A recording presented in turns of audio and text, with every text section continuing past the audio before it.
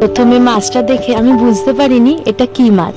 মাকে জিজ্ঞেস করায় মা বললো এটা বোয়াল মাছ। আর শুনেই মনে হলো আজকে বানাবো অন্যরকম এক স্বাদের বোয়াল মাছের কালিয়া। প্রথমে সব মাছের মতো একই পদ্ধতিতে এই মাছগুলো ধুয়ে নুন হলুদ মাখিয়ে গরম তেলে ভেজে নিয়েছি।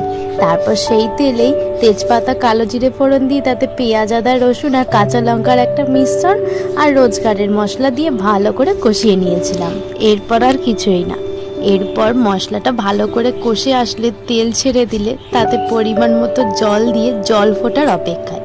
আর জলটা ফুটে আসলে আমাদের আজকের নায়ক বোয়াল মাছ, এই ভাজা বোয়াল মাছগুলোকে দিয়েছিলাম মশলার সাগরে ছেড়ে।